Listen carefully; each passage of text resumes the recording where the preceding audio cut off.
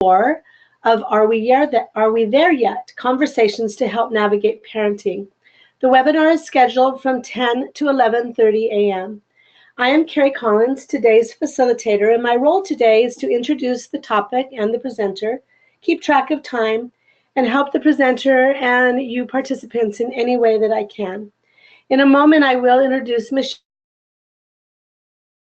to you, but first, I would like to go over a few of the webinar guidelines. The webinar is scheduled from 10 to 11:30, and that will go very quickly.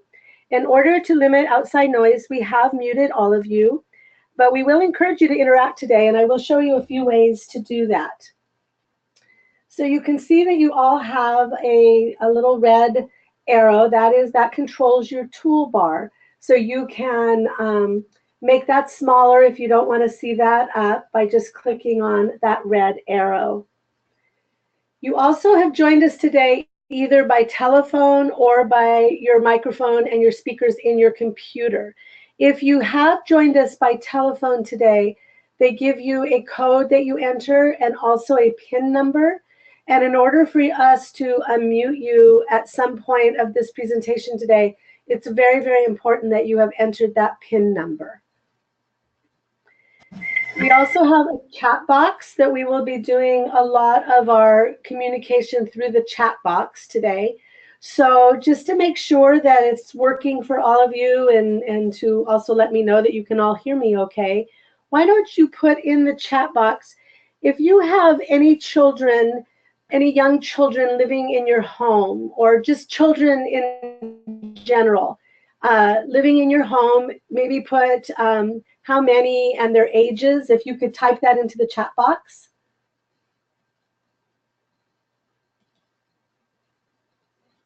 So we'll see what we have going here. Gwen entered that she has 7 adopted children, a 2 to 5-year-old child going on 12, going on 21. I understand that. We have an 11-year-old. We have a 3-year-old, 21 and 23. Yeah, I have a 16-year-old grandson that lives with us in our home. So good. This is really good information. I see that many of you do have small children, preteens in your home. And this is going to come in handy to us a little bit later. Michelle will be asking for a volunteer to do a little bit of modeling of this coaching. And we want to make sure that you understand that if you do volunteer, that this will be very safe and affirming for you. So we don't want you to be nervous about volunteering. Thank you all for entering that information for me. We also have the hand raising function. So we're going to kind of do a little bit with that right now. If you have attended or listened to a previous webinar, can you go in and raise your hand? It is a little hand that is like 2 rows away from your name. So you just kind of click in that box. Oh, I see Crystal has joined us before. Lydia, Nancy, Yesenia, Yossi, that's great. So some of you have either joined us on a previous webinar or you have listened to the webinar in our library. That is fantastic.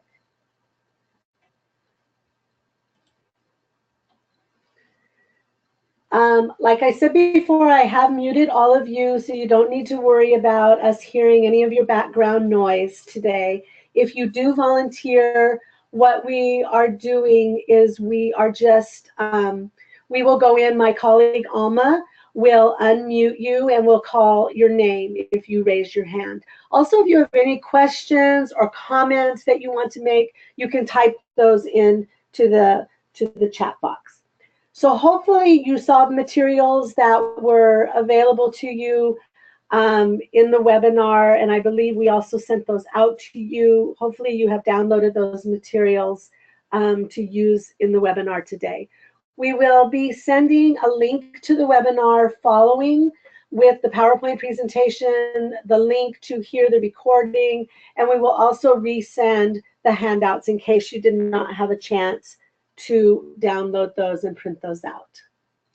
So with that, it is really my pleasure to welcome our presenter today, Michelle Gordon Johnson, Conversations to Help Navigate Parenting, Session 4. Michelle has taught early childhood and family study courses at the college level for more than 22 years. Prior to teaching the adult learner, she was an infant, toddler, and preschool teacher. Additionally, Michelle is an experienced parent educator certified in a variety of parenting programs. For over a decade, she has facilitated parenting groups and provided individual parent coaching. More recently, using her parenting journal coaching tool that she authored, Are We There Yet? Conversations to Help Navigate Parenting. We're so honored and pleased to have Michelle presenting these series of webinars for us. So at this time, I am going to make her the presenter and have her take over.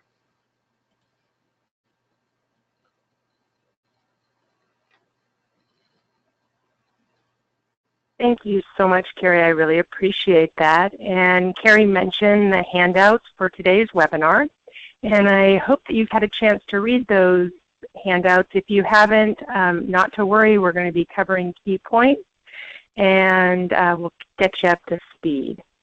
So I am going to do a quick review of some information from previous webinars that were part of the series, and highlight perhaps some things that I didn't in our conversations before. So let's get started. So this is a slide that I presented a couple of times, and I want to emphasize with that we're looking together at a framework to support change. So parent coaching is designed to help parents to make incremental parenting changes.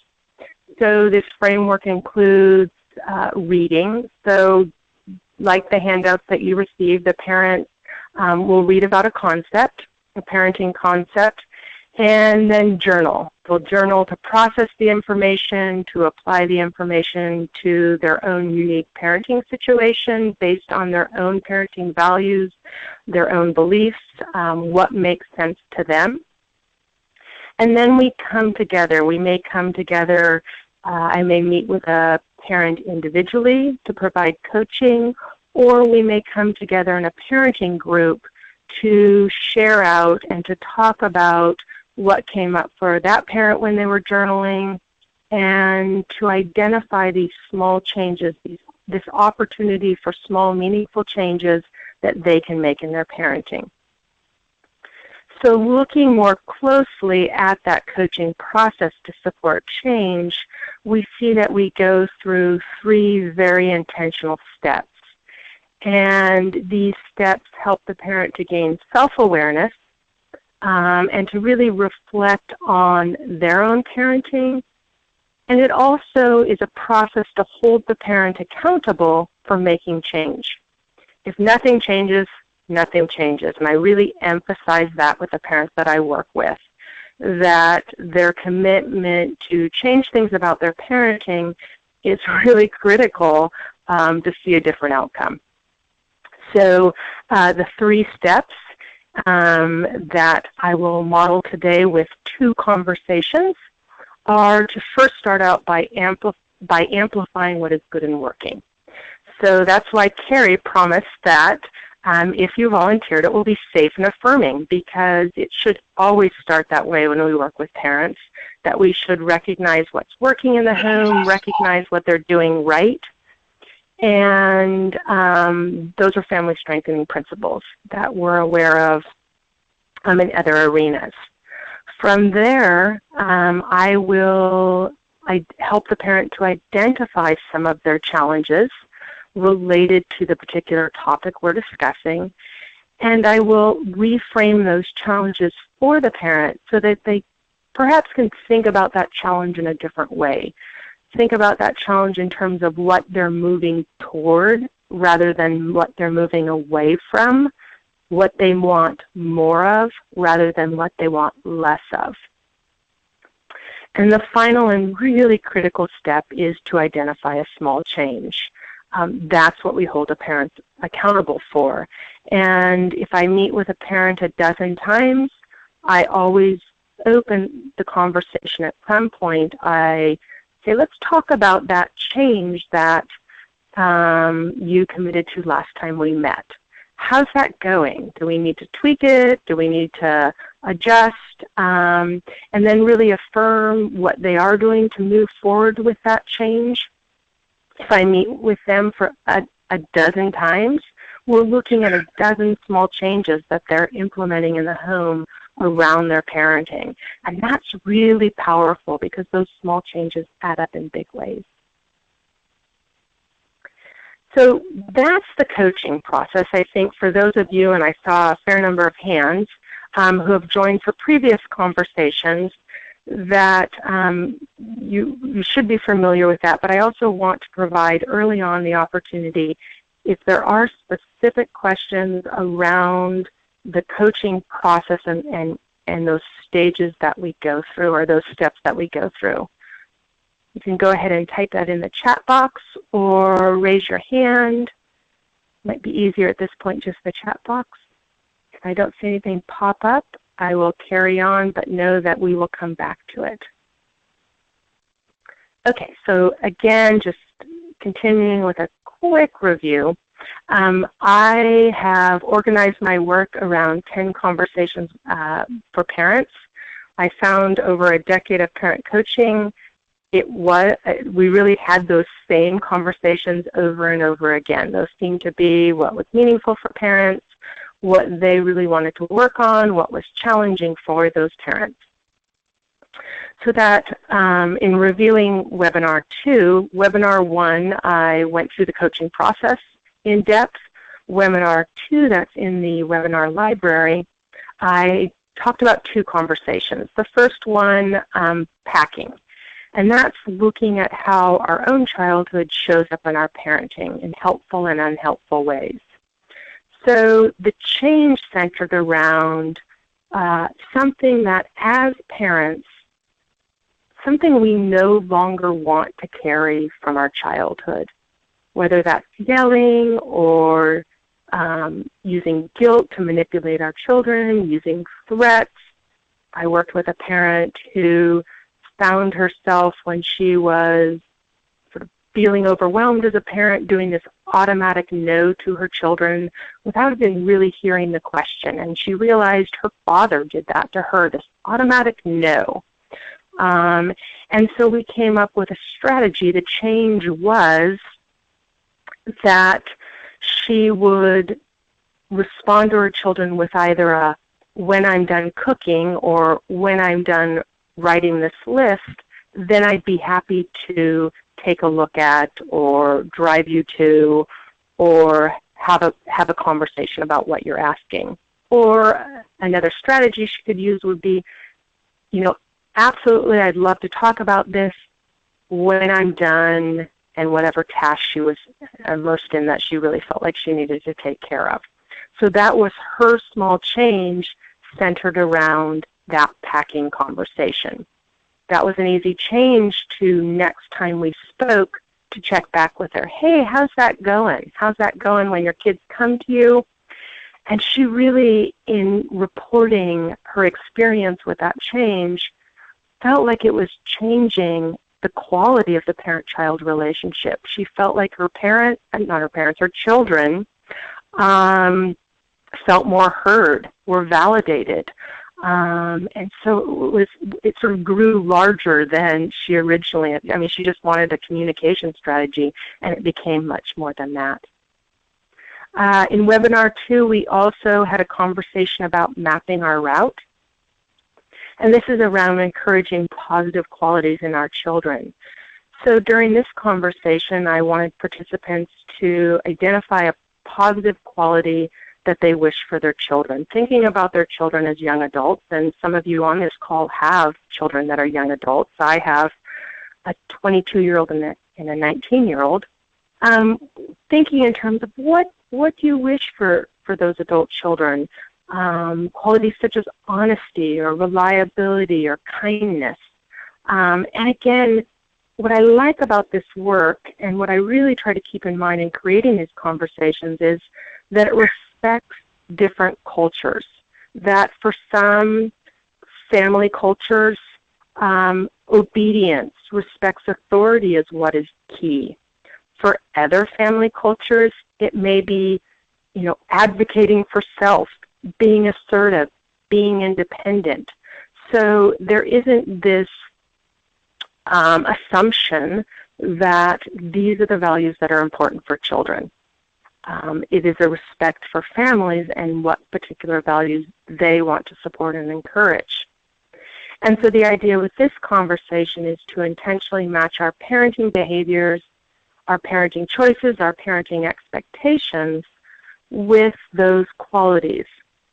There was interesting, you may have seen, apparently it went viral, I saw it on the Today Show briefly, that a young boy, school-age boy, was suspended for bullying. He was suspended for a couple of days, and when it was time to return to school, his father, as punishment, had him run with his school backpack on. It looked like from the clip in the snow or the rain, the mile to school, and that was punishment to so he wouldn't bully anymore. And so if I were having a conversation with a parent about their choice to use that as punishment to get their child to not bully anymore, I'd ask questions such as, so what is the quality that you want your child to have?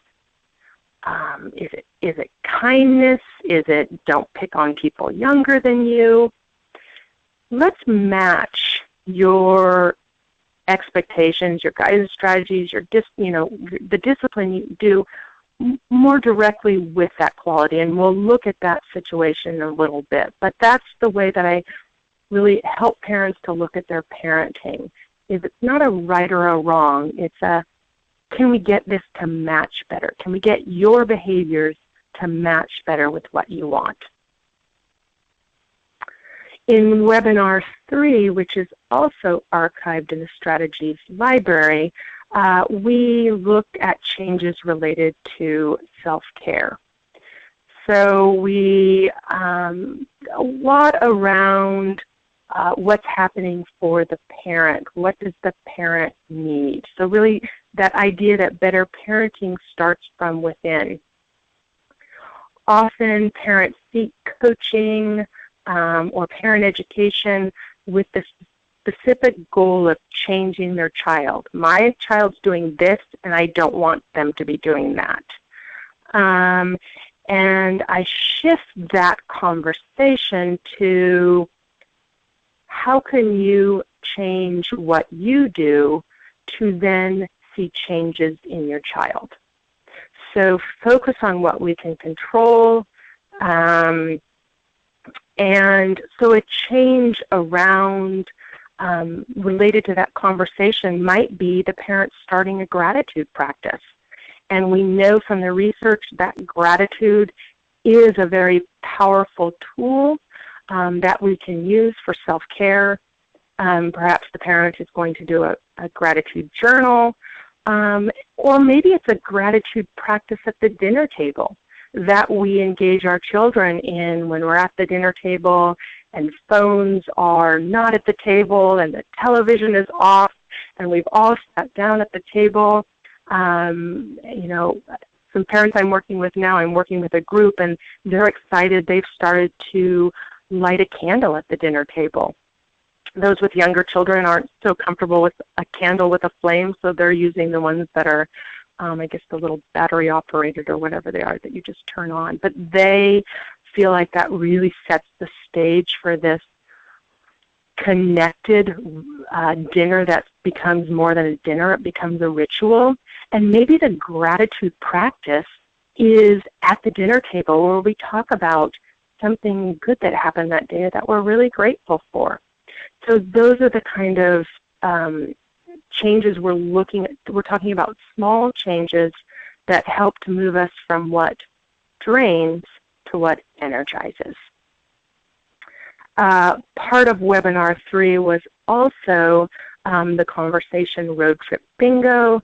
And this conversation is related to the goodness of fit theory. So if you know Thomas and Chess's work on temperament, identifying temperament types and temperament traits, and then the goodness of fit theory is that we need to adjust our behaviors, the way that we interact with our child to fit better with their temperament.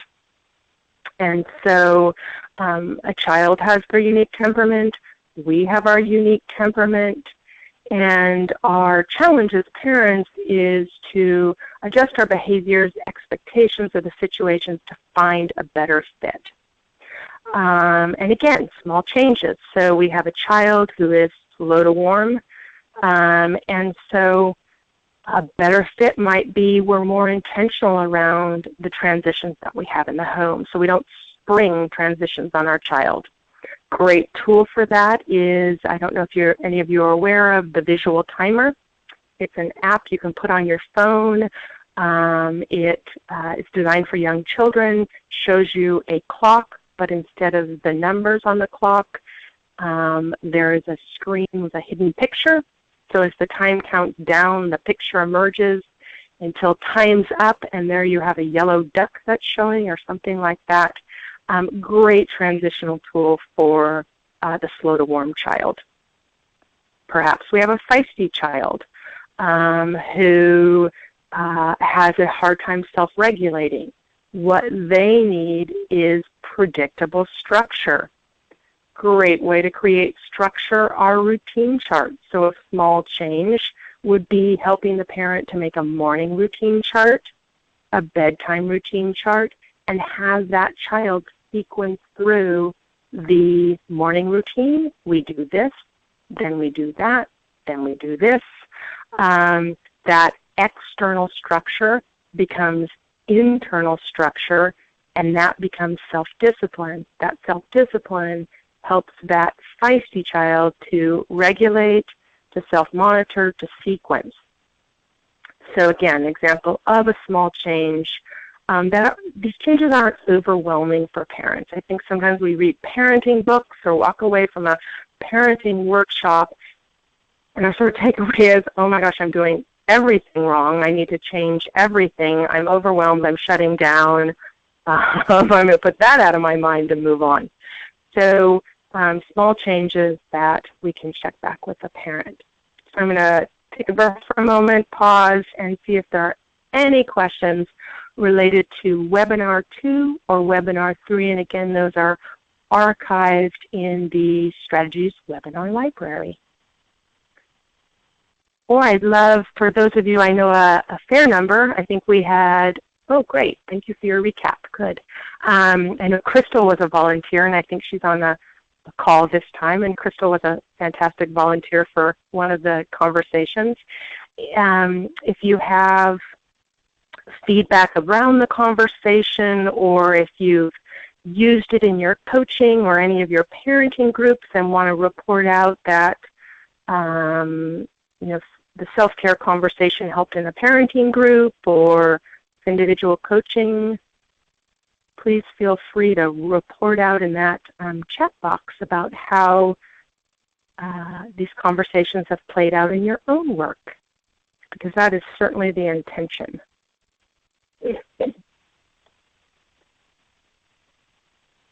Okay, so we're ready to start with new information. We have two conversations today. The first is around parenting styles. And, oh great, I see a comment, my transition and self-care are weaving into the work they're doing. So great, Alma is getting all those comments down, and I think we'll ask her at some point to report out. That would be fantastic. So remind me, Alma, we'll get you to report out on some of those comments. Okay, so today we're going to talk about parenting styles and discipline strategies, which is conversation 5, middle of the road, is where we'll start.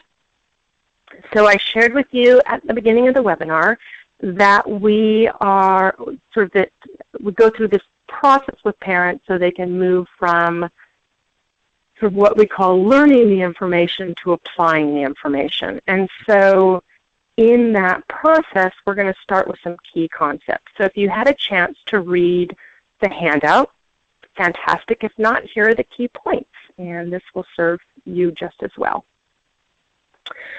So the first is that when we push too hard, when we have these, now I'm distracted because I see too hard as missing an O. So for the record, too hard, two O's. Too hard, when we have these rigid expectations to get to our destination, we parent in an authoritarian way. So if you're familiar with Diana Baumann's work, she has 3 parenting styles: authoritarian, authoritative, and permissive. A 4th category has been added, and that's neglectful. We're focusing on the 3 without the neglectful, and so I am capturing those parenting styles. So now we're talking about rigid expectations and authoritarian parenting. That's the, when I say this in workshops, a lot of parents relate. That's the my way or the highway.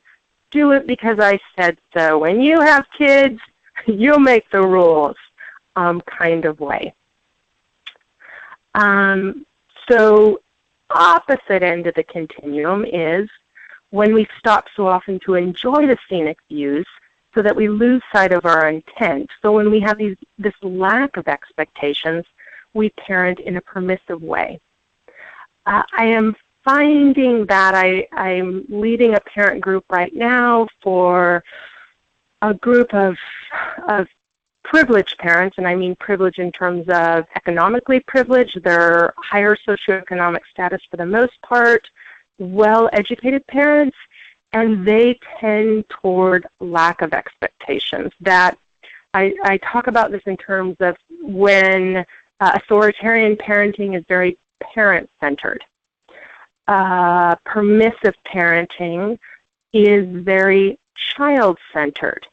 And we have really swung that pendulum toward very child-centered parenting currently. And often with that is a lack of expectations around behavior. And so that's a great conversation. You know, where are you with that pendulum, and what does it mean to be too child-centered is important to talk with some of our parent populations about. So what are we looking for? We're looking for a middle ground between pushing too hard and stopping too often. We're looking for clear, firm limits that are flexible. And that's what I call in the journal and in my work with parents a middle of the roadway. So the first step is to teach a concept, to read a concept, to learn a concept, and then the next step is to begin to process that. So my journal question for this conversation is, write down a parenting expectation that you currently have that is rigid, inconsistent, or absent. So I'm going to have folks type it into the text box in just a moment so it's somewhat readable for all of us. Perhaps you could abbreviate that. So maybe you've been meaning to do chores at home, but you're not you do chores. I imagine all of you do plenty of chores. You want your children to do chores, but you haven't gotten around to making a chore chart, or you keep presenting we're going to do chores but haven't done it. So you might just put chores / absent. Or perhaps you want to have more of a consistent bedtime in your home, but that hasn't happened yet, so maybe bedtime inconsistent. Or perhaps homework, you notice that perhaps you're a bit rigid with that you expect homework to be done immediately when your children get home, and so it might be homework rules are rigid. If you work with parents and you're noticing that they have a parenting expectation that's rigid or inconsistent or absent, or you're thinking back on your own parenting, please feel free to participate in that way. You don't need to be right now parenting, children at home to participate. Either your recollection or represent parents that you work with that have their challenges. And Alma, I'm going to quiet so you can read some of those. Alma, thank you. Sure. There's a lot of background noise here in my office, so I'm going to do my best. Dinner time and end of day routines, inconsistent. Screen time, inconsistent. Inconsistent bedtime routines and chores. Rigid, being respectful to adults. And that's pretty much it. I guess anything Great. can And be rigid or consistent. right. Perfect. Thank you. And I know that also that I'm seeing comments pop up still, and this is great. The chat box is available for everyone who's participating to view as well. So I think you're catching a lot of those comments just on your own computer. So next step.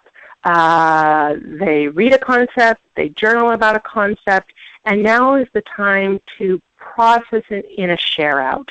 That share may be in a parenting group, that share may be with a parenting coach. So I am going to ask in a moment for a volunteer. I would love it if a parent with a school age or younger child would join us on the phone.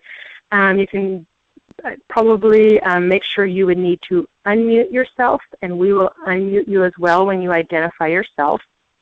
Again, I promise it will be safe and affirming.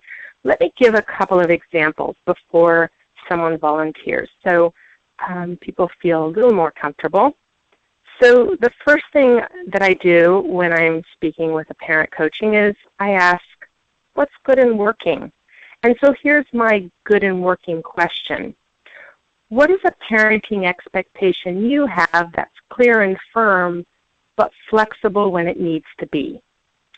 So I'm thinking back on my own parenting, and so I was very firm and clear about curfew.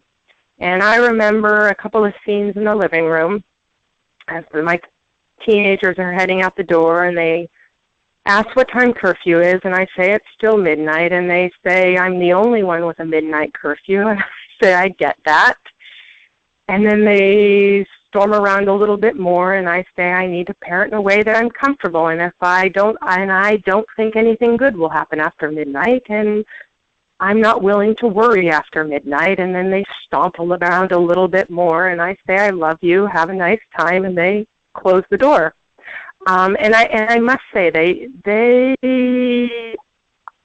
I'm almost going to say always came home by midnight or very close to midnight. But where was I flexible? I was flexible when school dances ended at 11:30 and they were going out with friends after. The curfew might shift later, as long as I know their whereabouts and they check in with me. So that's firm, clear, and flexible. That would be the example I would share if I was meeting with a parent coach during my children's teen years and they asked, what's good and working? I'd say curfews are good and working. And then in terms of reframing challenges, the question I ask is, where can you adjust an expectation or establish a more clear and consistent expectation to move closer to the middle of the road? And so thinking about parents I've coached, some will have a very rigid expectation around homework, that homework needs to be done immediately when the child, if they're school age, not involved in sports or after school activities, they need to take care of it right when they get home.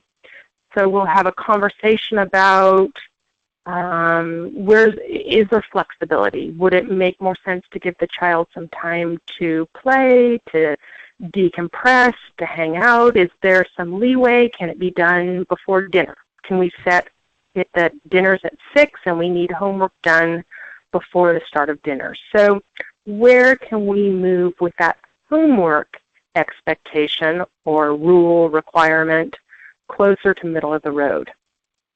I move then to let's talk about that. Okay, so if the homework is going to be the new expectation, where what is the first step to get closer to that? Okay, so at this point I'm ready for a volunteer. You know what I'm going to ask, so no surprises. I think last time people were a little reluctant. I got stuck on those words because they didn't know what I was going to ask. So I'm going to put it out there, be completely transparent. Anyone willing to join me?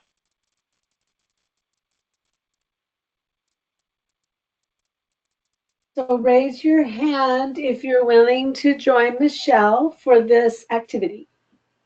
I see a hand. Yay! Can you raise your hand again? I think There I you are. clear it by, okay, great. Let me see who that is, and I'm going to unmute you.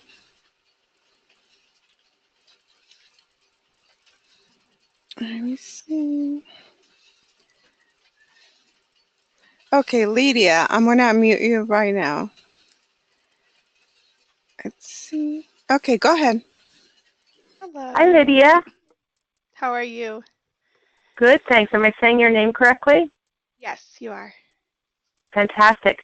So love to get to know you a little bit before we start. Can you tell us a little bit about your home? How old are your children or child? I have one daughter who's 12. 12. Oh, fantastic. And do you live in San Luis or are you outside? Where are you in California? I live in Orange County. Okay, Orange County. Yes. Great. Well, thanks for volunteering. Yeah, no problem. Okay, so thinking about that first question, what's good and working in your house? So what's a parenting expectation you have with your 12-year-old daughter that you feel like is clear and firm, but at times flexible?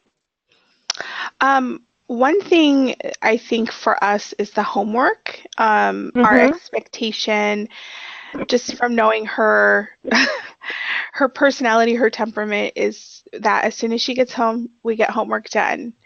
And what we've explained is like, hey, get your homework done. That way we have all this time to just do whatever you want and relax. And sometimes we're flexible. Like if we have to go to, like an event, in the evening, or like after school or something like that, we might say, okay, well, finish what you can, and then after we get back, you can finish the rest.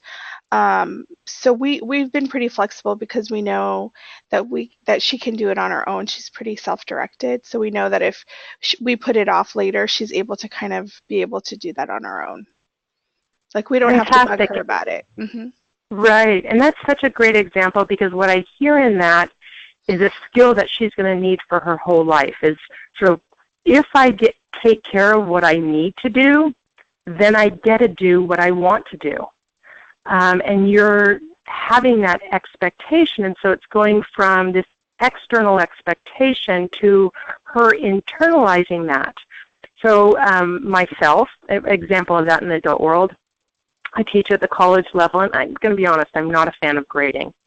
And so I make the same kind of bargain with myself. I want to get through the grading. Let's get it taken care of first thing, and then I'm free too.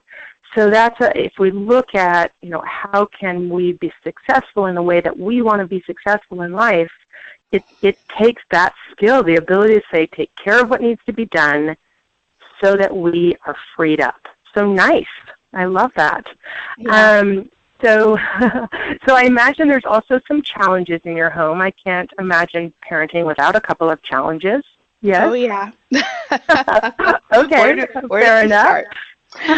Okay, so Um, thinking about an expectation that you have that might be inconsistent, or you're thinking with a little reflection, maybe it's too rigid, or maybe something you'd like to start an expectation that you'd like to initiate that you haven't. What might that be? I have, I think in my house, one of the challenges that we're having is with bedtime. My daughter's getting older, so it's sort of like there's this struggle between, what's an appropriate bedtime for her age at 12.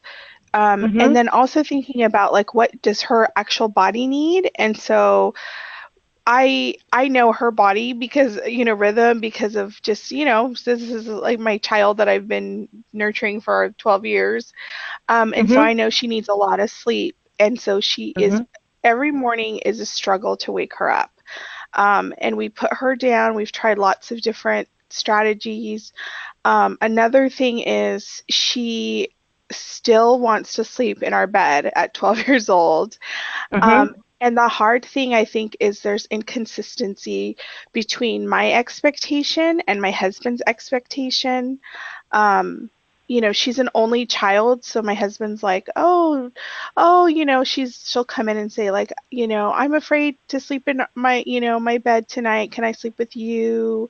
And I travel for work, so sometimes when I'm gone, she'll say, but I really missed you and I want to be with you. And so then I'm like, oh, I start to feel bad. And so, Those she knows how to sad play eyes.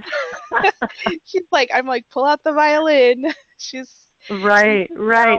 know, So, so Lydia, you have a lot going on with that, and I want to break it down a little bit. I'm hearing that you're really intentional about how much sleep that you want her to have, that she is one who needs a lot of sleep, and that you really want to honor that and make sure she's fresh and ready for school. I also hear that it's a struggle to wake her in the morning. And then there's, I think I'm sensing some ambivalence around, should we be firm about her not sleeping in our bed, or should, does it matter, does it not matter?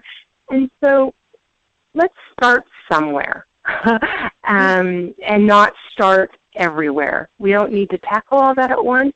If you were a coaching client, we have an extended period together.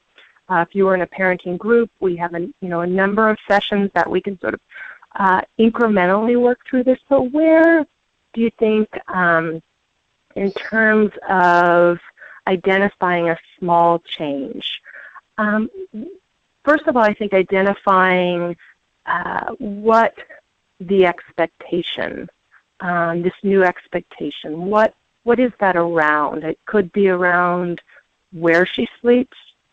It could even be around how she wakes.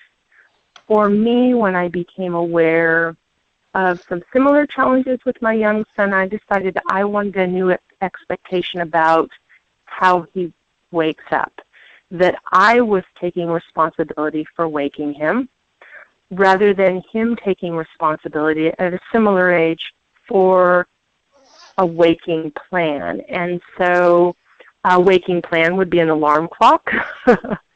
and why did that matter? That mattered because when I looked at what are the qualities that I want to support and encourage, it was responsibility. I also felt like 12 was an ideal time to learn from our mistakes with pretty minimal consequences. So we're not talking high school, where there are more serious consequences in terms of being tardy. But we're, middle school? Is this sixth grade? Yep. Mm-hmm. Okay, so perhaps the perfect time to talk with a teacher and say to the teacher, I am shifting responsibility for my daughter getting up in the morning from me to her, and bear with us. By no means is this lack of respect for you as a teacher, but rather an important lesson, I believe, for my daughter. So however that looks for you.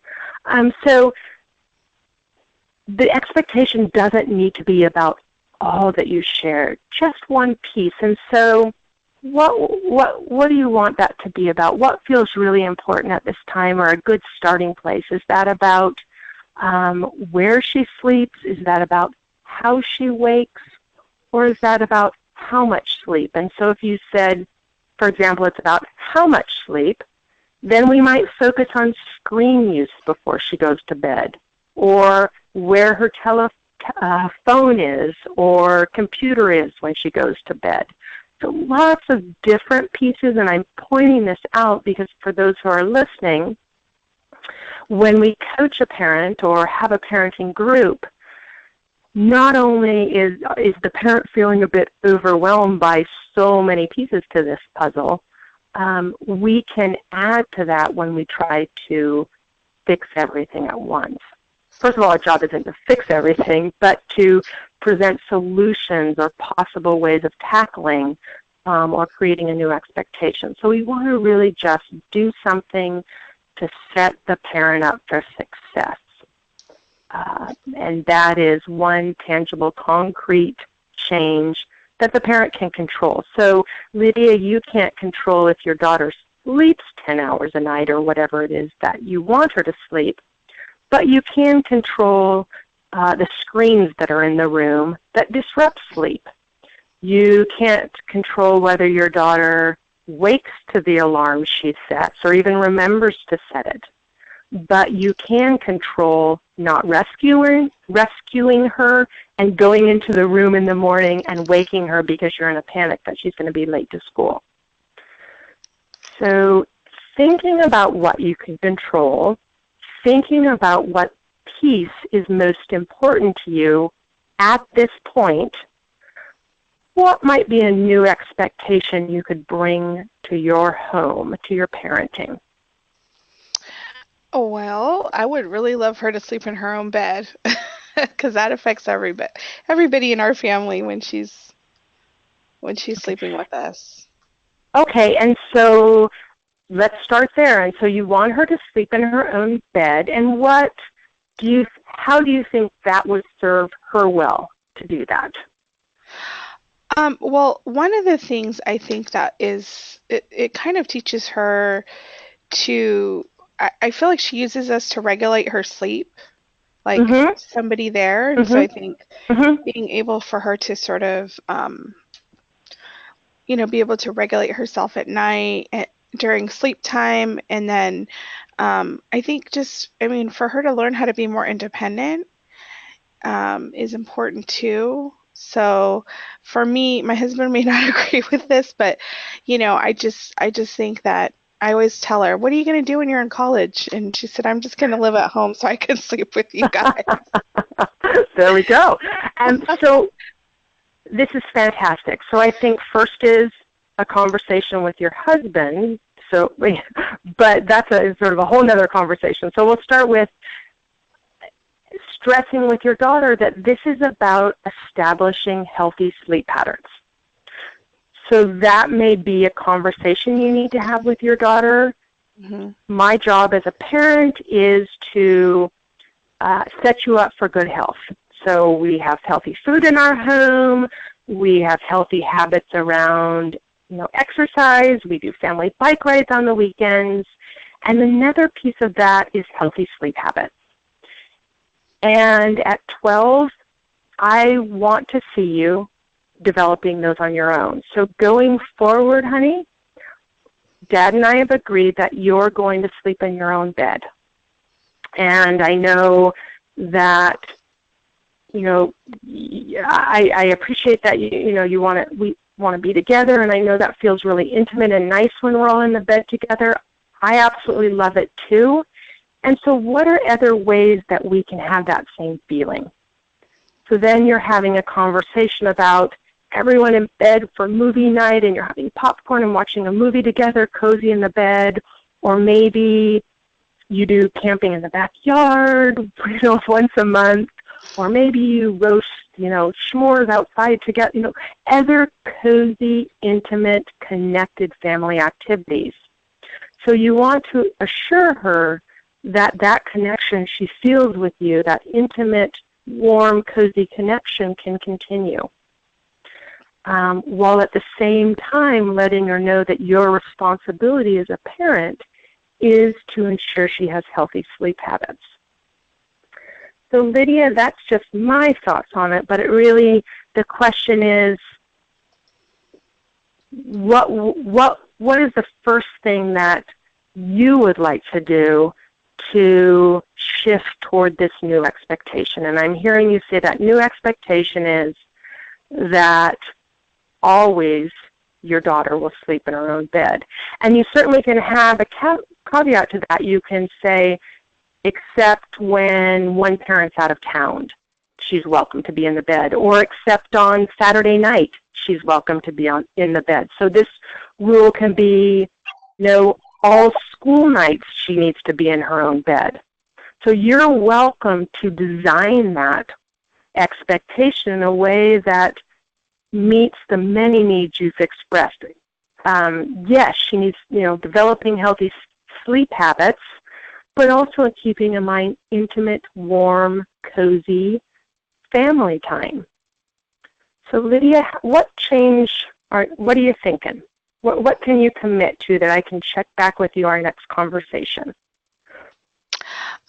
Excuse me. I think that actually, I think the conversations around, like, what are other ways that we can do this? Like, what are other, like, moments that we can reconnect as a family? Because I think for her, it's just about the connection. And so how can we do, have these moments of connection together?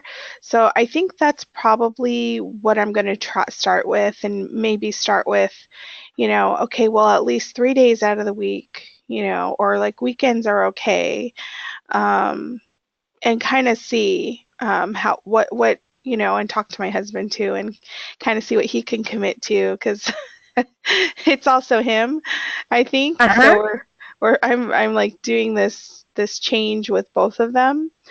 And so maybe first he and I having a conversation, so we're on the same page about it, and then having a conversation with her too about,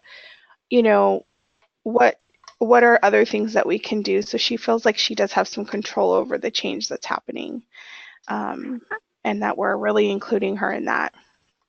Right. Excellent points, and I think even a ritual around every bedtime that includes sort of sitting together, talking about the day, sharing something that feels very intimate could work well.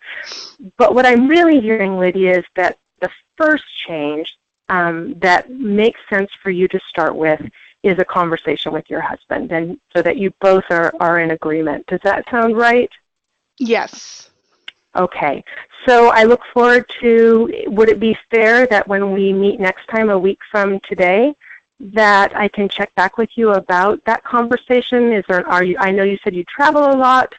Do you see an opportunity before next Friday to check in with your husband? Does that sound fair? Yeah. Okay. Well, I look forward to hearing how that conversation goes, and I look forward to meeting with you again. Thank you so much. Really appreciate your time. Thank you. Take care. Okay. Bye. Fantastic. So hopefully that gave folks, it was a bit probably more rushed than I would have explored some of the bits of the conversation more with a coaching client. But hopefully you got a sense of how that process goes, that we amplify what's good and working, we reframe challenges, and then we identify small changes.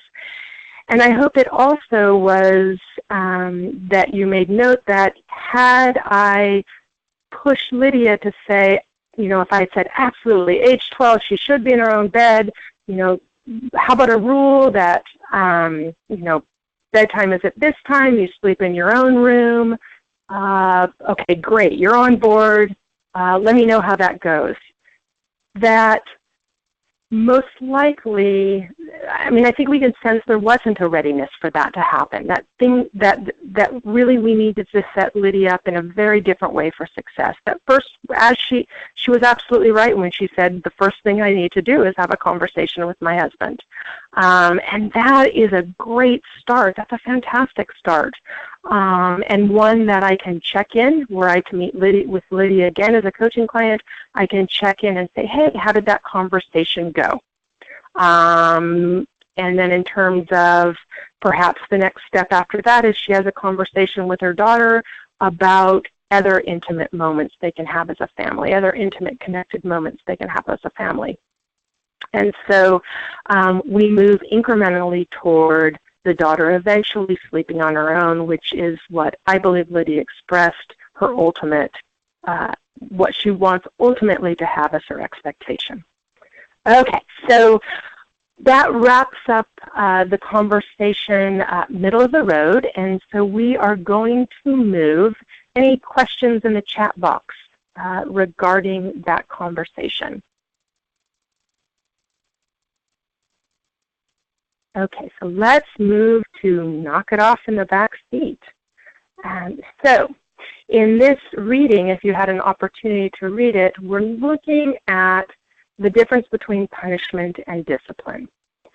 And I am emphasizing that with punishment, we shift the focus from the misbehavior to often ourselves, that we miss the learning opportunity. So let's go back to the boy in the snow, running a mile to school so he won't bully anymore.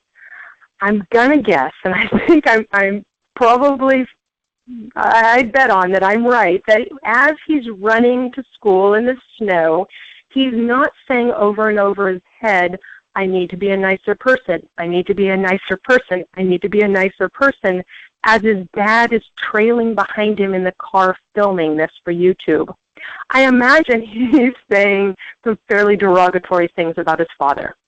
So that's a great example of shifting the focus from the misbehavior, bullying, to the parent and how mean the parent is, how much I hate the parent, I can't wait to move out of the home. We've lost a learning opportunity. So in contrast, discipline is about teaching. It's beyond stopping a misbehavior. It's looking at what is the long-term outcome that I want. And so when Lydia identified that healthy sleep habits were the long-term outcome, that gave us the bigger picture to focus on, not so stuck in the minutia. So what are we going to teach with this concept? We are going to teach that discipline, or have the parents read, discipline is a learning opportunity. It's designed to be a learning opportunity. So we want parents with misbehaviors to go through this process. What specific child behavior is a concern? My 3-year-old hits people when he's angry. Someone takes his toys, he hits him. If he wants a toy, he hits the person who has the toy. If he can't put the puzzle pieces together, he throws the puzzle. That behavior is a concern. What positive life skill is my child not demonstrating? He's not demonstrating self-control. He's not demonstrating emotional regulation. We know at 3 those skills are still emerging, but our guidance strategies can hinder or help. So we want to support the development of self-control. We want to support emerging self-regulation. So the third question is, what learning opportunity can I provide so that my child learns this life skill? So if parents can go through that process, with the behaviors that they're concerned about, if that can become habit, we can move toward that bigger picture. So now the journaling piece. The first step in the journaling is to identify a child behavior that concerns you. I'm going to have you do that in a minute, but I want to link the next piece to it. The second step is, or second question is, what life skill is your child not demonstrating with the behavior? So again, for the sake of the text box, to abbreviate, but things like if your toddler is biting, it may be that they don't have the ability to regulate or express their needs. So you could put toddler biting / inability to regulate, or toddler biting / inability to express needs in a positive way. If your friend's teenager is smoking pot, you can represent them, and you can say teen smoking pot, That's a behavior that should concern a parent. What life skill are they not demonstrating? Healthy choices. So teen smoking pot / lack of respect for the brain, lack of healthy choices. So go ahead and take this moment to type the behavior and life skill into the text box. Please.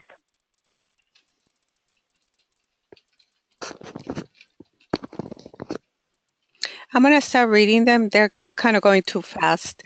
8-year-old whining, ability to communicate, express emotion, thought, and self-control. Let's see. Behavior, child 2.5 years old, throws herself on the floor when she doesn't get what she wants.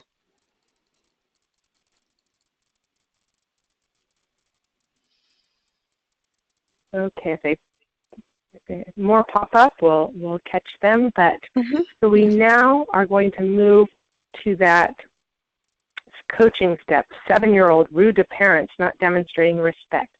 So I hope that some of you who have typed into the text box, and I really appreciate that, will be a volunteer. Okay, so this is our last conversation for this webinar. So last chance to volunteer when I ask in a moment. So this is what it will look like. I'm going to get you, give you a little bit of heads up, a little bit of warning so you know what you're getting into. Again, I'm going to amplify what's been working. So we start all of our coaching conversations. And so here's the question of one thing that you appreciate about your child. I know that parents appreciate much more than one thing, but we're going to share out one thing. So perhaps a parent would share out that my son is kind to his little brother. The next question is, in terms of reframing challenges, to help your child gain the life skill you identified, what learning opportunity can you use to address the misbehavior?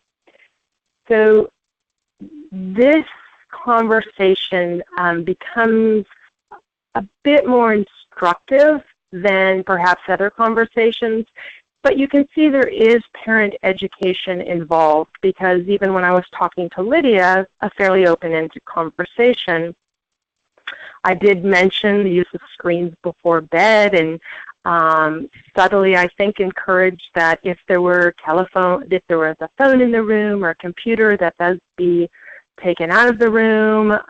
So I will always, I have a strong background in parent education and child development. I will always weave sort of snippets of information into coaching conversations. But my primary role is to help the parent to make changes that they identify as needed, wanted, and that will be effective. So the next step in terms of reframing challenges is we'll look at some of our behavior, some of our guidance strategies, identify one that would fit the misbehavior, and then help that parent to apply that guidance strategy. So at this time, I'm going to ask for the hand raising for the volunteer, and hope someone jumps in. Because you can see with our last experience, it's so much more interesting when we have a volunteer that we really get to see the coaching in action. So I know we had a 7-year-old with a misbehavior. We had a 2.5-year-old with a misbehavior. So different kids pop up. So I'm really hoping that someone will jump in. Lydia, you could type in the text box, I had a really good time. So glad I volunteered.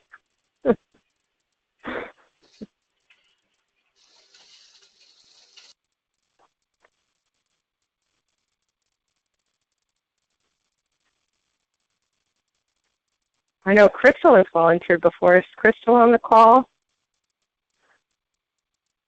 Thank you, Lydia.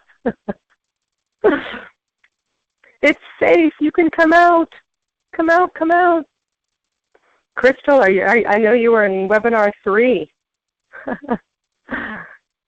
And Carrie, I think she has a grandson at home. Carrie can always jump in. We can handle 16. Yes, I would be happy to volunteer if nobody else wants to do that. Thank you, Crystal. I read your comment. That's awesome. Okay, Carrie, we can handle 16. We're not intimidated. We don't have to live with them. We just have to support you. Okay, so Carrie, welcome. Can you tell us a little bit about your family? Who's in your home? And I am the parent of 4 adult children, and my oldest daughter and grandson have lived with us pretty much his whole life. They were gone for a couple of years when he was little, but pretty much since we had him as a baby, and then again when he was about 4 years old, and we've had them here ever since. Okay, so he's 16, right? He is 16. Mm-hmm. Perfect. Okay. And so what is, and I usually, in this phone call, I'm not going to use his name. I obviously, with a parent, would know their son's name, but I also want to be respectful that he probably doesn't want his name blasted across the webinar. So we'll just call him your grandson. What's something you really appreciate about your grandson? Tell us something really, what's good and working in your home with him. He is a very kind and considerate young man. You know, he notices things that need to be done and does them without asking. What a great quality. Oh, yeah. He's pretty amazing. I can see why you'd appreciate that. Absolutely. So were you able to identify perhaps one of his behaviors that concerns you? And it doesn't need to concern you in huge ways, just perhaps something that you'd like to provide a learning opportunity around.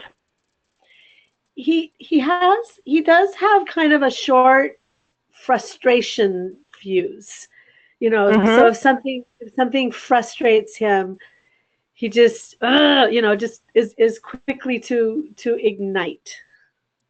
Okay, so sort of a short frustration fuse, and what's it look like when he ignites?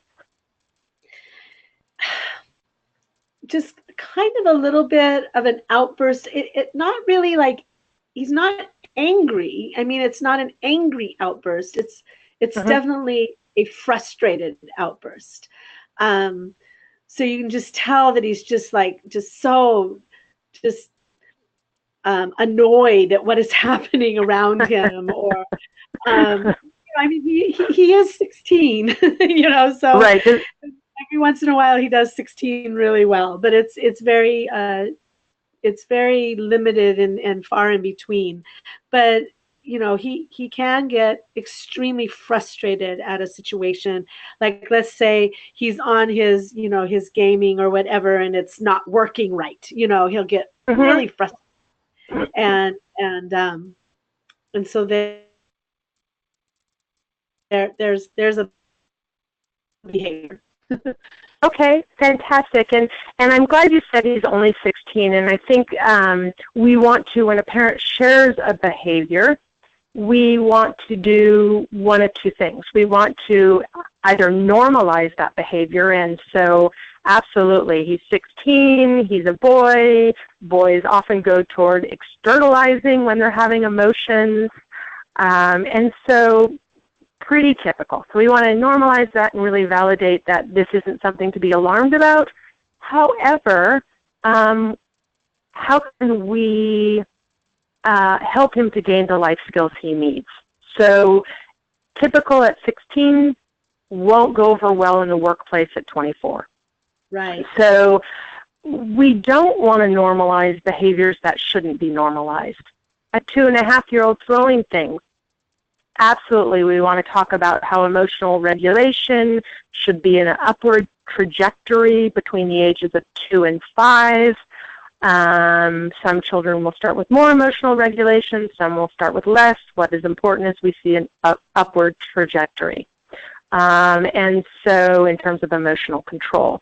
When we don't want to normalize is when we have children whose behavior appears atypical, and then we want to move into a referral mode. You mentioned that your 7-year-old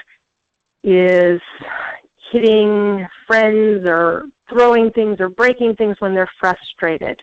Let's talk more about that. But we don't want to be an alarmist, but we certainly don't want to write that off as typical 7-year-old behavior. It isn't. They should have better emotional control, better ability to regulate, and more pro-social behaviors. Okay, so getting back to Carrie and her grandson. Okay, so what life skill is your child not demonstrating with this sort of short fuse that you described? What life skill is he not demonstrating that you really hope that he will develop over time? The ability to process and to problem solve when something frustrating, comes your way. Great. And I love that you brought up the ability to problem solve, because I'm trying to figure it out now as a college instructor. I have a lot of almost all females, child development, and I'm noticing an sort of across the board inability to problem solve. And so I'm often presented through an email with their problem that I should solve. My printer doesn't work. I can't read the assignment. I couldn't take the photo for the required observation because I forgot. What should I do?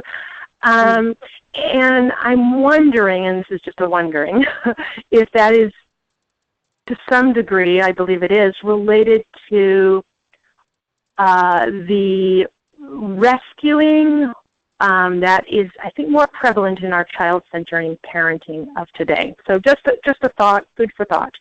So I am appreciating, Carrie, that is a goal for you, and I think it really goes beyond addressing the behavior you're concerned about, but it really captures such an important life skill for any young person as they move from our homes to the workplace and intimate relationships, that they need to be good problem solvers. So I can see why that would be important to you. Mm-hmm. So let's give that a moment to think about it. So I have, in the handout and in my journal, provided some guidance strategies that present as learning opportunities. So I'm going to bring those all up. Let me see if I have, I think that's all of them. Okay, so here are those guidance strategies. If you turn to page 44 in the journal or just open up your handout, you should see that there is a page there where it will have those examples going through. The first example being throwing toys is the behavior. The life skill is emotional control, regulation, and then the strategy is give choices. So Carrie, I'm looking through those choices with you, not those choices, but those guidance strategies, and I don't know if you have your handout open as well, but or if it's close by. But I will, I'm thinking about choices, or even labeling feelings and providing positive alternatives. I'm looking at stating our expectations or setting appropriate limits. And then that last one, include our children in finding a solution. And thinking that might be connected to, so the example there is if the behavior is coming home late, the life skill honoring commitments, include our children in finding a solution. You came home 30 minutes past your curfew. I waited up for you and lost sleep. What agreement can we make so this doesn't happen again? So can you think of a specific situation where your grandson became frustrated and sort of that was his solution to the problem? I'm going to be frustrated. I'm going to emote about it. And can you think of or even just give us a situation where he became frustrated so that we can kind of sink our teeth into? Yeah, like he, like a lot of teenagers, he has his little, Game Boy. I don't think I'm aging myself. I don't think they call them Game Boys anymore. But he'll be playing a game on his phone, and like all of a sudden it'll shut down. Like right in the middle, everything shuts down, and so he gets really really frustrated with that. And so as I'm looking at this, you're kind of validating us a little bit that we're actually doing a few things right here. So, we will do some reflection, like, oh, yeah, I can see that you're feeling really frustrated with that, or that must be really frustrating when you're really in the middle of a game and it all shuts down. So we have done stuff like that.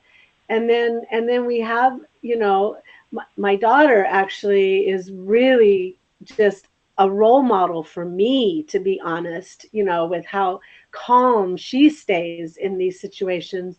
I raised 4 kids, I had 4 kids under the age of 6, so I didn't have quite as much patience as she has. But, sometimes she will say, this is not okay with me, that you're acting like this, this is not appropriate behavior.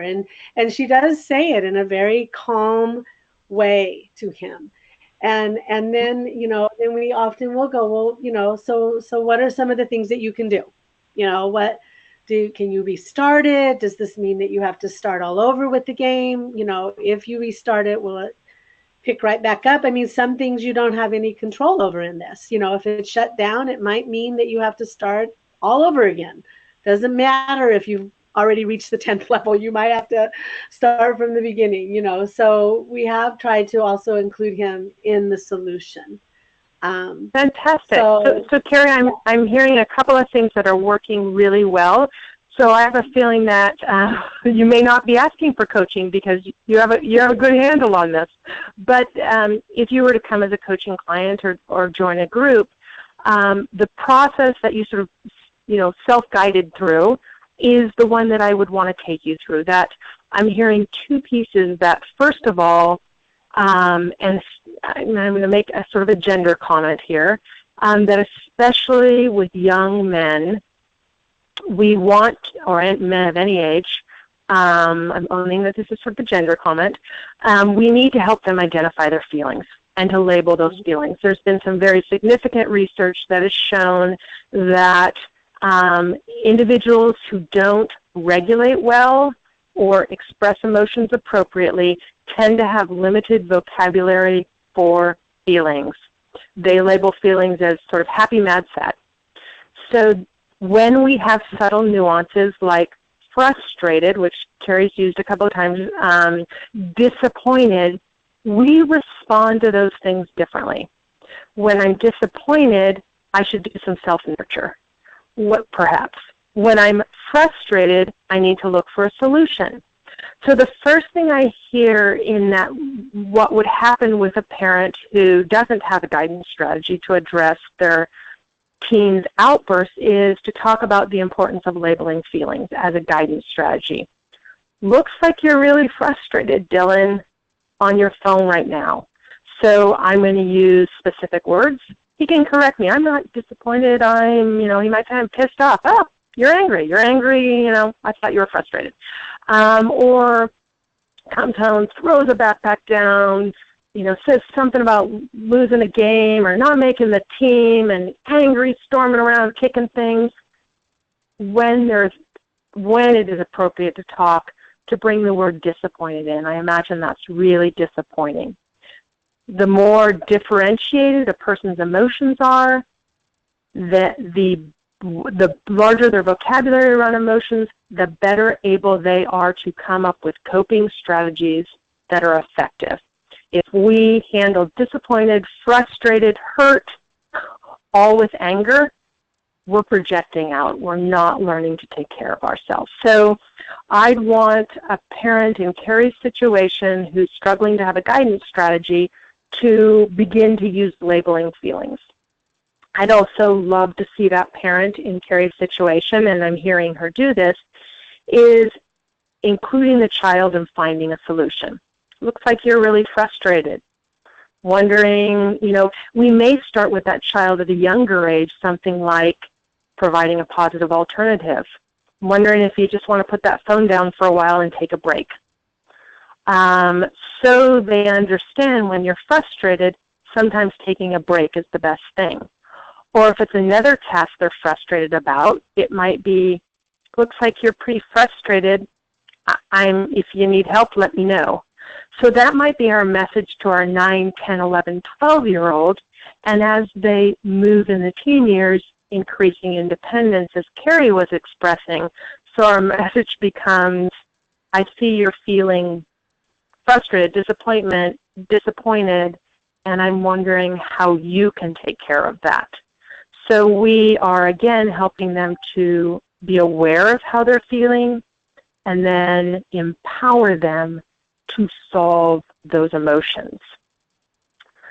So, Carrie, thoughts on that? It also, as I watched him, he's obviously grown up in a very adult world. So as I watched his behaviors, I had to do self-reflection, on myself. How do I problem solve? Do I react before I process? So I think this goes back to past conversations that you've had. If we were doing coaching sessions, I would have to identify even in myself, like, did he get that from me? Do I do that? Do I need to model better for him, when I'm frustrated, actually saying, I'm feeling really frustrated right now, and I'm gonna problem solve this. Like, and it almost seems kind of silly, but almost like say those things out loud, just kind of as a model to him of, that we all get frustrated with when things don't go right, and how do we deal with them? Because if I'm really going to do self-reflection, I have to say that I probably react before I process. And, obviously he's going to learn from us. Right, absolutely. And I saw Crystal's comment. She said, I agree, great point.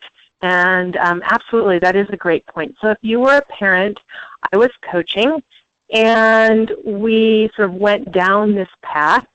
And you said, gosh, as we're talking, I'm realizing that I have a bit of a short fuse, and perhaps, when I'm frustrated, I'm the first one to. So I would, first of all, really appreciate that that awareness is growing, that you're recognizing that what you're modeling for your son is sort of this, that you're not perhaps handling intense emotions in the most helpful ways.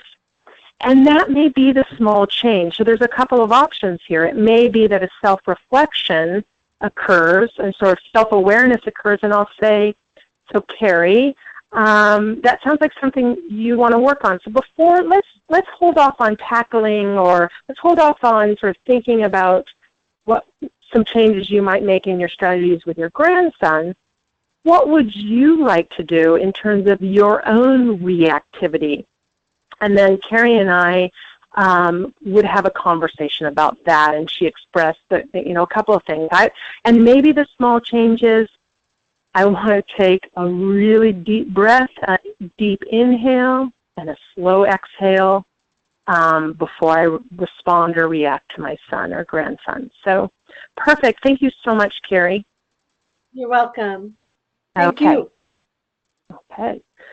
So we are going to start wrapping it up. I'm going to ask if there are questions at this point about what we've covered, because we're starting to absolutely wrap up and have a last chance for questions. And please know that I like the suggestion, how do I hold myself accountable after reflection? And so we all need an accountability partner. So I know when you read about people shifting to a healthier lifestyle, we talk about accountability partners, and I think in our parenting as well. So Carrie and I, for example, if she was a coaching client, would come up with that first small step, and maybe she recognizes that her self-care isn't at its best, and there are some self-care strategies that are actually the first step. And so next Friday when Carrie and I meet, I'll check in with her and I'll say, Carrie, you were going to start your day with a 15-minute walk. You noticed you were just getting pretty burned out. How's that walk going? How's that? You were going to make, a yoga class 2 days a week. How's that going? So the coach can be the accountability partner. Okay, I am also available for individual questions. You're absolutely welcome to call me, text me, go online and find my website, navigateparenting.com. I do have the journal on Amazon. And we have 2 more sessions together that I hope all of you will jump in for. We have one on April 6th and our final session on April 20th. And that will be a wrap-up on the 20th. So I hope that. And I know also, Carrie, you have a couple of things to do to wrap up. But thank you, everyone. Thank you for participating. Thank you for typing into the chat box. Thank you for the good energy that you're bringing to these sessions. I really appreciate it. I've had a lot of fun, and I look forward to our final 2. Your turn. Oh, Carrie, I'm going to bring up the slide. There we go. Thank you, Michelle. I want to thank all of you for your participation today. You will receive an evaluation. Will be sent to you automatically, and those are really important to us. If you would just take a moment to fill that out. Let me remind you that you can go back to our website, strategiesca.org, to our webinar library if you want to listen to other things. I maybe encourage you to get the entire book from Amazon so that you can follow along. Tell your friends about the next session.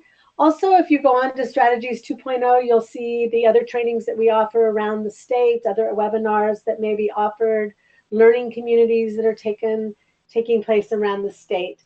So with that, we thank you for participating today. We look forward to seeing you all virtually on our next webinar on Friday, April 6th at 10 o'clock in the morning. And I hope you all have a really wonderful weekend. Thank you for joining us. Carrie, before you go, Carrie, we've had a question that's popped up 3 or 4 times. Okay. And the question is, someone asked if there's going to be a certificate at the end of the 6th session, and then there were about 6 other. I wonder that too. Okay. Great question. So they're asking about a certificate if you attended all 6 sessions. Let me discuss this with my colleagues. I know that we would be able to go into our records and see who has attended all 6 sessions and see what we can put together for you. We generally do not offer certificates for webinars, but this is kind of a little different of a situation in that it is a 6-part series. So I promise you that I will look into this, and then we can report out about this at our next session. Thank you. Perfect. All right. Thank you all.